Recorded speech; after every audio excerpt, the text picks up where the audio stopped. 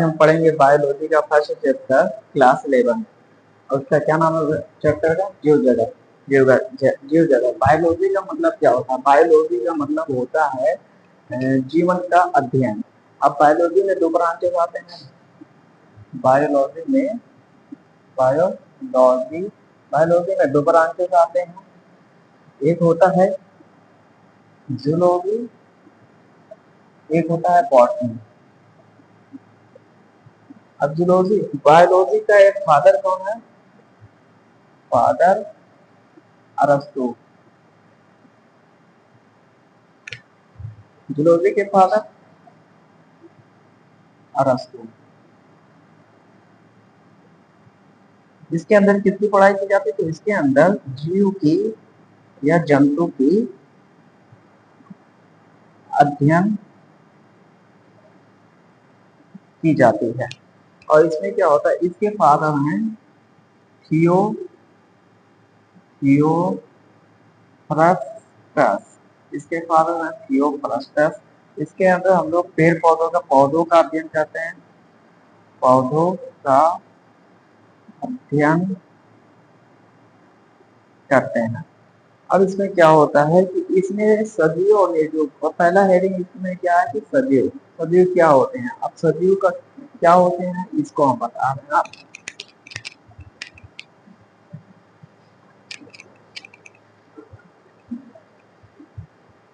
सजीव क्या होते हैं? सजीव सजीव क्या है? तो सजीव में क्या होते हैं? सजीव के लक्षण पाए जाते हैं। सजीव में दो होते हैं। एक तो होता है विशिष्ट लक्षण। विशिष्ट लक्षण इसको इसको इंग्लिश में बोलते हैं स्पेसिफिक कैरेक्टर। और एक होता है सामान्य सामान्य लक्षण। सामान्य लक्षण। अब इसमें क्या होता है?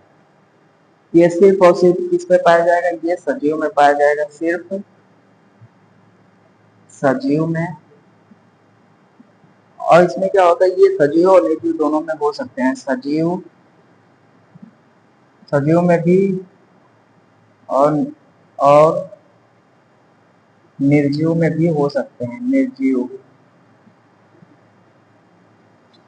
हो सकते हैं। अब इसका अब ये सजीव और निर्जीव में विशिष्ट लक्षण जो होता है सिर्फ और सिर्फ किसमें पाया जाएगा? सजीव में मिलेगा। और सामान्य लक्षण क्या होता है? सजीव और निर्जीव दोनों में हो सकते हैं। ठीक है। अब आगे इसके देखते हैं हम लोग। इसके आगे हम लोग देखते हैं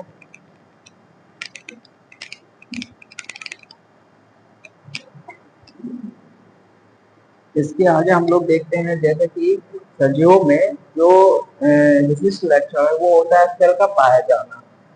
सेल, पहले बात तो हम सेल का बता दे रहे हैं। सेल की स्टडी क्या कहलाती है? साइटोलॉजी। इसको हिंदी में बोलते हैं कोशिका। कोशिका। अब इसका अध्ययन study of cell called cytology. Cytology इसको बोलते हैं study of cell called cytology. Cell का अध्ययन क्या कहलाता है? साइटोलॉजी। अब यहाँ पे क्या होता है कि सेल ये होता है हमारा यहाँ पे क्या पाया जाता है? केंद्रक पाया जाता है। इसके चारों तरफ हमारा प्रोटोप्लाज्म यानी कि द्युद्रव पाया जाता है। अब ये द्युद्रव और सेल का पाया जाना विशिष्ट लक्षण कहलाता है सजीवों में। अब ये क्या होता है कि ये जो ये तरफ है ये क्या होता है? ये द्युद्रव है और ये केंद्रक है। अब इसका सजीवों में पाया जाना विशिष्ट लक्षण है। विशिष्ट लक्षण है। अब आगे देखिए क्या होता है। जीव द्रव्य ये याद रखिएगा कि इसके फादर कौन है? इसके जनक कौन है? जनक इसके जनक हैं रॉबर्ट रॉबर्ट हुक। 1665 में इन्होंने किया था। अब ये हम बाद में बताएंगे कि ये किसने किया था। इन्होंने किया था प्लांट का एक कॉर्क सेल मृत थी। क्या थी? मृत थी। इन्होंने जिस सेल की खोज की थी ये मृत थी। फिर इसके बाद एक और साइंटिस्ट आए थे जिनका नाम था लुईन हॉक। उन्होंने जीवित कोशिका की खोज की थी। लुईन हॉक, इन्होंने जीवित कोशिका की जीवित कोशिका की खोज की। किसने की थी? तो याद रखना आरबीसी में। आरबीसी यानी रेड ब्लड सेल में, ईस्ट में प्रोटोजोआ प्रोटोजोआ प्रोटोजोआ हो गया और बैक्टीरिया हो गया। बैक्टीरिया, इन्होंने जीवित कोशिका की खोज की थी। इन्होंने मृत कोशिका की खोज की थी। अब आगे देखते हैं इसके बाद।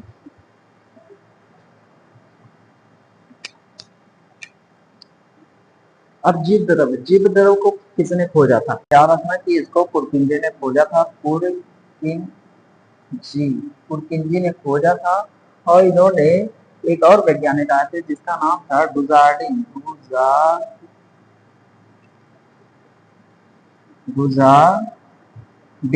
इन्होंने जीव द्रव का नाम रखा था सारकोड। सारकोड सारकोड ठीक है। फिर आगे देखते हैं। अब याद रखना कि इन्होंने जो किया था ये पौधे में किया था और इन्होंने ये जंतु में किया था। अब आगे देखते हैं। हाँ, अब ये भी याद रखिएगा कि इसको इंग्लिश में प्रोटोप्लाज्म बोलते हैं। प्रोटोप्लाज्म। अब एक वैज्ञानिक और आए जिसका नाम था हक्सले। उन्होंने जीव द्रव्य को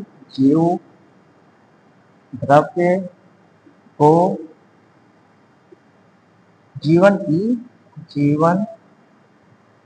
की भौतिक इकाई कहा। वो साइंटिस्ट का क्या नाम था? हक्सले। इन्होंने ये बताया कि जीव द्रव जो है वो जीवन की भौतिक इकाई है। इन्होंने बताया कि आप लोग की इसमें दो पार्ट होते हैं। एक तो होता है निर्माणकारी,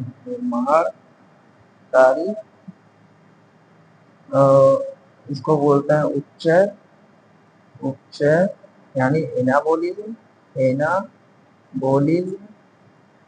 और इसमें क्या होता है कि ये विघटन होता है यानी कि टूटता है। विघटनकारी अपचय अपचय ठीक है। तो यहाँ पे क्या होगा? यहाँ पे जैसे कि विघटन हो रहा है 2 - 1 = 1 हो जाएगा और यहाँ पे 1 + 1 = 2 हो जाएगा। तो यहाँ पे देखिए आप लोग इसको बोलते हैं केटाबोलिज्म। अब केटाबोलिज्म में क्या होता है कि इसमें क्या होता है? C6CO2 + 12H2O। अब यहाँ पे क्या बन रहा है? यहाँ पे देखिए 6C6H12O6 + 6O2 + 6H2O। ये क्या होता है कि ये होता है निर्माणकारी। इसमें क्या होता है कि कुछ ना कुछ बनता है और इसमें कुछ बन के कुछ टूटता है। जैसे कि इसमें अगर देखा जाए जब हम लोग श्वसन लेते हैं यानी कि सांस श्वसन जब हम लेते हैं तो उसमें ऊर्जा बनती है। श्वसन श्वसन में ऊर्जा बनती है।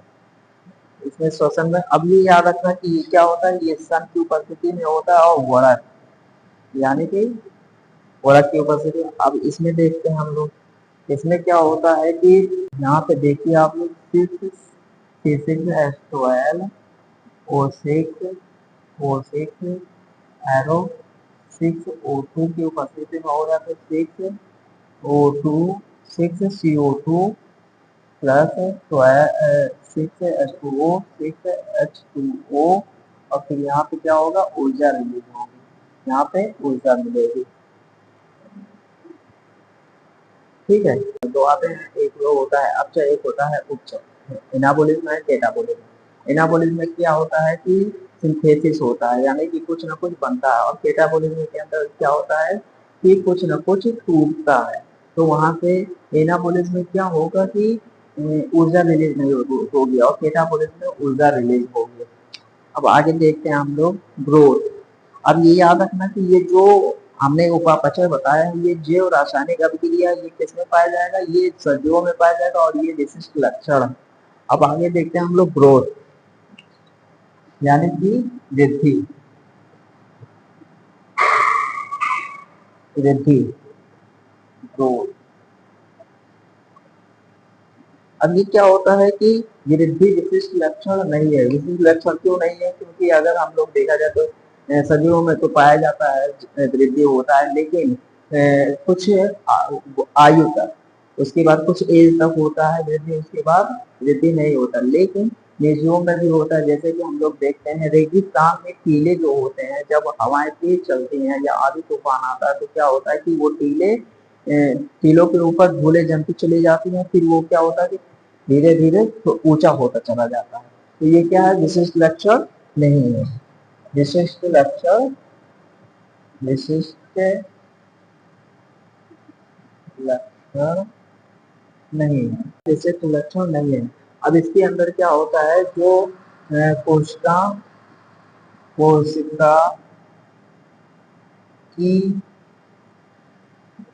कोशिका की संख्या बढ़ना, ये तो क्या होता है कि ये सजीवों में पाया जाता है, और ये इसमें ये भी होता है कि भार भार का बढ़ना, ये भी दोनों होता है। लेकिन हमने आपको अभी बताया कि रेगिस्तान में क्या होता है, रेगिस्तान में हवाएं जब तेज चलते हैं तो वो टीले बन जाते हैं। भार का बढ़ना और कोशिका की संख्या का बढ़ना, ये याद रखना कि विशिष्ट लक्षण नहीं। रिप्रोडक्शन, रिप्रोडक्शन का मतलब होता है प्रजनन या जनन बोल सकते हैं। तो ये भी क्या है, विशिष्ट लक्षण नहीं है। अब इसका अगर डिफिनेशन हो तो मतलब ये होगा अपने ही समान नई संतान पैदा करना, क्या कहलाएगा, रिप्रोडक्शन।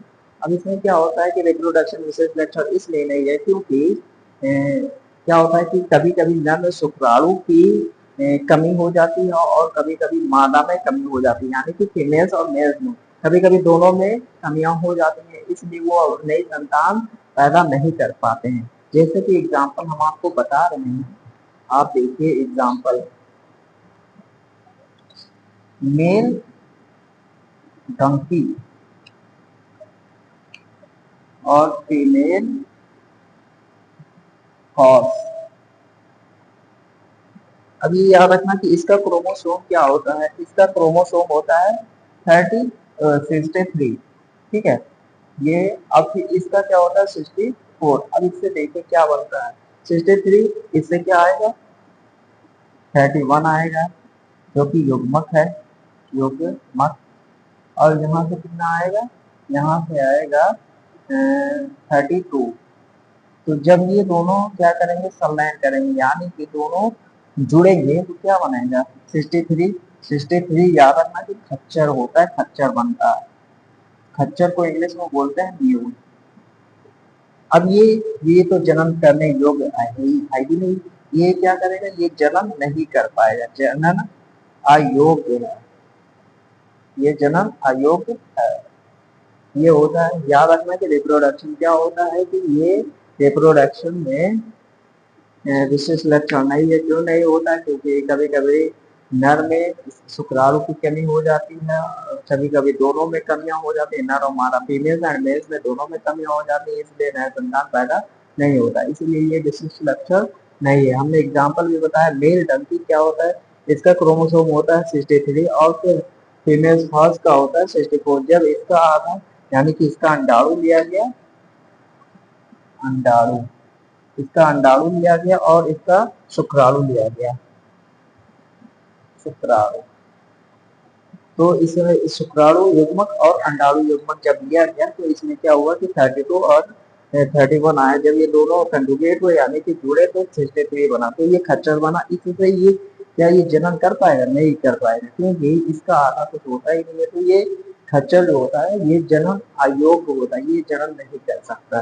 तब होता है किसी चीज को टच करना, तो वो क्या हो कि कुछ ना कुछ उसके अंदर रिएक्शन हो, कुछ ना कुछ बदलाव हो।